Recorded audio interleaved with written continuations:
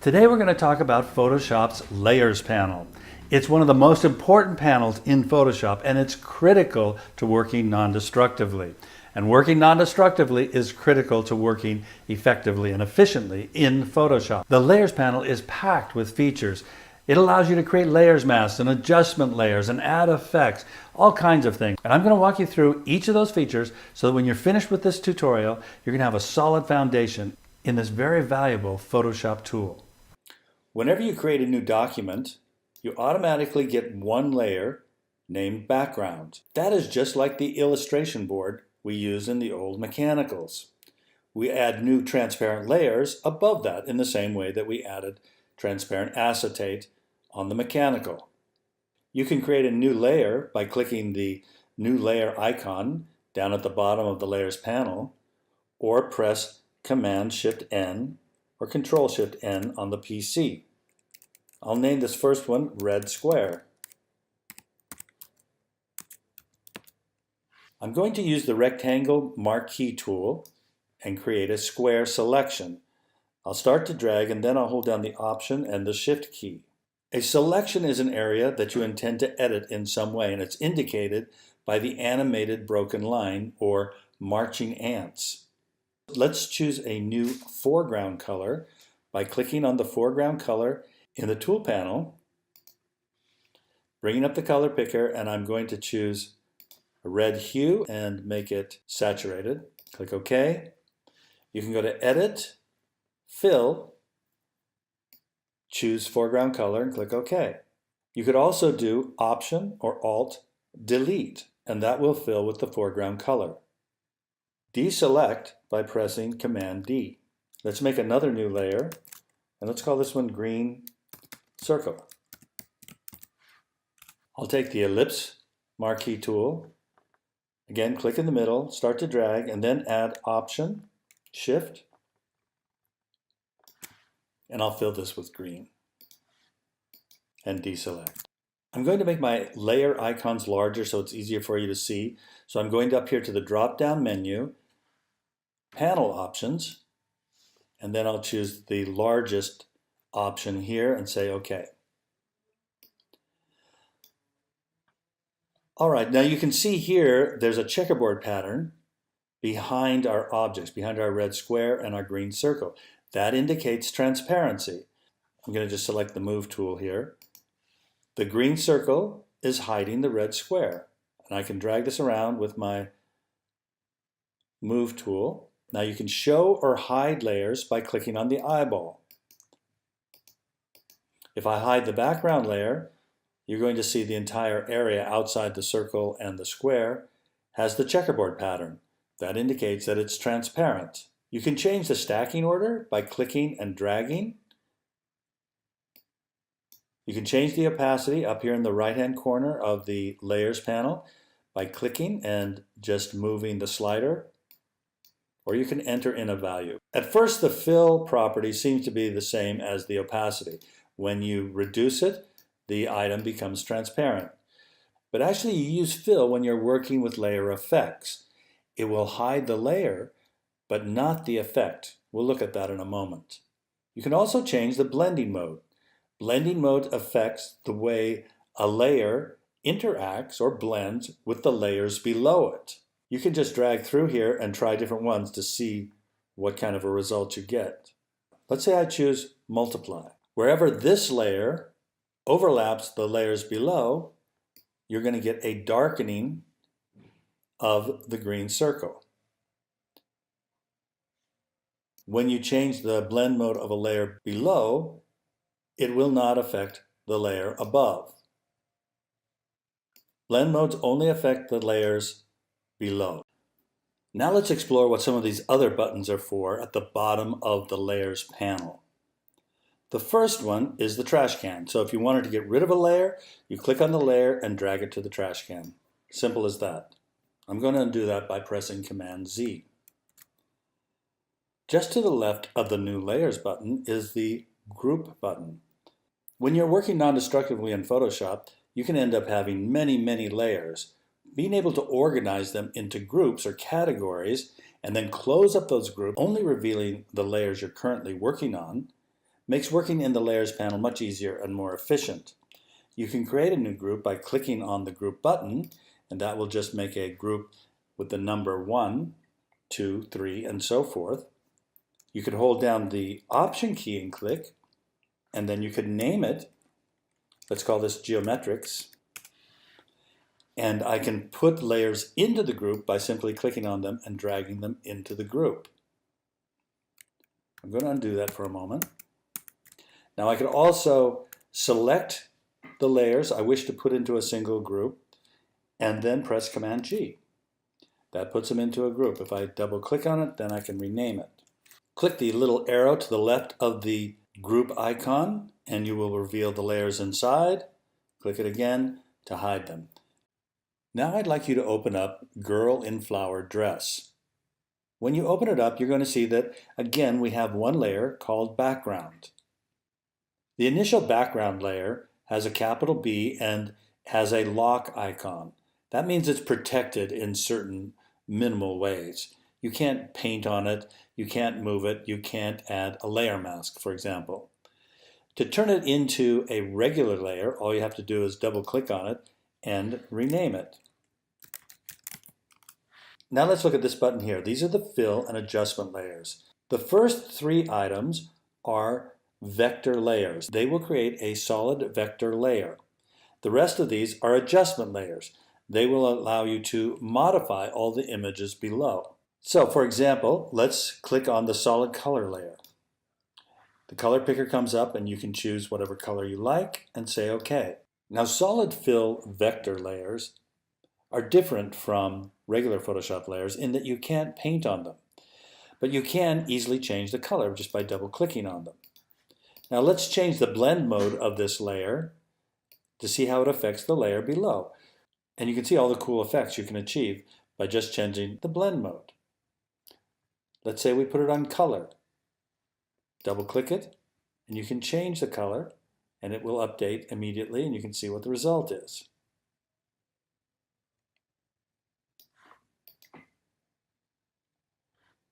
You can also add gradients. If I click the gradient swatch here, we have all of our presets. So let's just say I choose this one. Say OK. And then again, I'll change the blending mode so we can see the result. Now let's take a look at the adjustment layers. 2 of the most important ones are levels and curves. So if you click on levels, what comes up here is a histogram. The histogram is for modifying the contrast. So by moving the right indicator over, we're going to modify the areas of brightness. The left one will modify the dark areas. This bar on the bottom is for modifying overall brightness or darkness. You could also go into individual color channels if you want to modify the color of the image.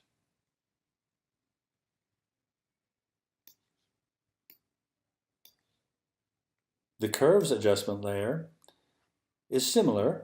We see a histogram here. Now you modify the histogram by clicking on this line and you create curves. So this will be modifying the middle tones, the dark tones, and this is for the light tones. Modify overall brightness and darkness by dragging these points up and down. The eyedroppers are for automatic adjustments. This one's for setting the white balance. And again, you could go into individual color channels to modify the color of the image. Another one's fun to play with is hue saturation. With this one, you can modify the overall hue of the image, its saturation, and its brightness. As you can see here, there are many other adjustment layers, and we will look at these in future tutorials. The great thing about fill and adjustment layers is they're totally non-destructive. They let you make radical changes to your image without damaging the image in any way and leaving the option open to modify those changes and explore other possibilities. The next button over is for creating a layer mask. For example, if I click on Girl and then click on this button, I add a layer mask. With a layer mask, you can non-destructively hide or reveal the image. Try to remember the phrase black conceals, white reveals. So let's say I use a gradient, and I'll just use foreground to background. Click and drag. As the gradient transitions to black, the image becomes hidden. Black conceals, white reveals. If I drag this starting over further, so we have more white, you'll see more of the image, and so forth. If I make a very short drag, most of the image will disappear. You can paint on the mask with brushes. I'll just take a regular brush here, and I will paint with white to reveal the image. I'll change the size, make it considerably larger. And as I paint, the image becomes revealed. If I change to black, the image will disappear. We'll talk a lot more about layer masks in future tutorials. You can delete a layer mask simply by dragging it to the trash can. You want to be careful when this pops up and choose delete, not apply. If you choose apply, it's going to delete or erase all of the pixels that are currently hidden.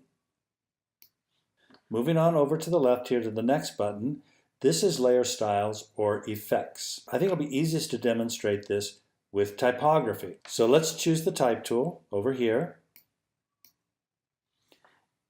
You can just click in the composition window and it will create placeholder text. From the options panel, you can click this button here to bring up the characters panel. And by clicking and dragging in here, you can scale the type up. I'll change this to Summer Breeze. Click here under the name of the character, and you're able to just use your up or down arrows to move through all of your various typefaces, and it will update in the composition window so you can see what they will look like. I'm going to go with Birch Standard. Click the check mark to confirm your choice. I'm going to hit V for the move tool and move this down a little bit. Now I can change the color of the type by double-clicking on the T. That selects the type. And I could either click the swatch here, or again, open up the characters panel, click the swatch here. With the color picker open, you can just move into the image and select a color from within your image. This is a great way to help integrate your typography with your imagery. Now I'm going to add some effects. Let's, for example, add a bevel and emboss. So there are a lot of options here in the bevel and emboss, and we'll explore this further in future tutorials. Briefly, you can change the size of the bevel right here, the style of it, such as outer bevel, inner bevel, emboss, and so forth. You can change the technique to chisel hard, chisel soft, and so forth. One of the more useful properties is the angles, which actually controls the direction of the light. So we want the light, say, to come right down here from where the sun is. So maybe like that. Let's add a drop shadow. So you can click on the box and then click on the word to bring up the properties for the drop shadow. With the drop shadow, you can just click out in here and drag, and you can move the shadow around. This will automatically change the light source as long as you have Use Global Lighting selected. I'm going to lower this opacity just a little bit.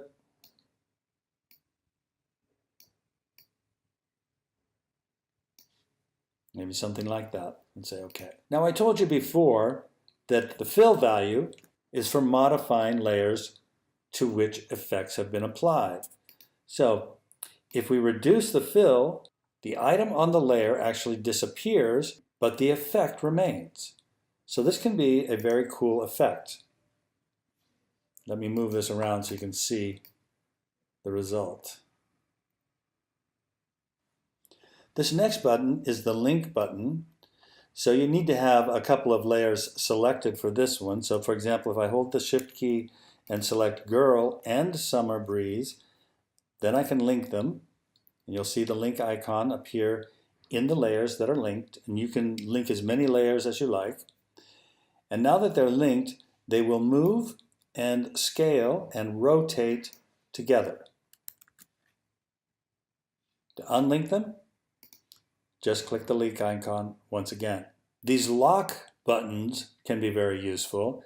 Once you've modified an image and you don't want to change it, you want to make sure you don't accidentally move it or paint on it or do anything destructive, you can lock it. So this one would lock the transparency pixel, so it protects everything that is transparent, so it'll stay transparent. This one locks the image pixels, so you can't modify any of the pixels of the image. This locks position, so you can't move it around. This one requires a little bit longer explanation, so we'll go into this one a little bit later. This one locks everything so that you can't modify or damage that layer in any way. Now really the only thing that's left here is the filters up here. This just allows you to choose which type of layers you want to have seen. Right now, if you have kind, it's going to show everything. If you do effects, it's only going to show layers to which effects have been applied. You could choose name, you could choose mode, and so forth. It's just a way of showing certain layers and hiding others. To be honest, I don't use this very often. You can turn this off completely by clicking here. Okay, so I think that concludes our brief overview of the Layers panel. I think from now on you're going to be using it a lot. It's essential for working non-destructively, for keeping your creative options open, and for allowing you to make changes quickly and efficiently. So you can't move it around. This one requires a little bit longer explanation, so we'll go into this one a little bit later. This one locks everything so that you can't modify or damage that layer in any way. Now really the only thing that's left here is the filters up here. This just allows you to choose which type of layers you want to have seen. Right now if you have kind, it's going to show everything. If you do effects, it's only going to show layers to which effects have been applied. You could choose name, you could choose mode, and so forth. It's just a way of showing certain layers and hiding others. To be honest, I don't use this very often. You can turn this off completely by clicking here. Okay, so I think that concludes our brief overview of the Layers panel. I think from now on you're going to be using it a lot. It's essential for working non-destructively, for keeping your creative options open, and for allowing you to make changes quickly and efficiently.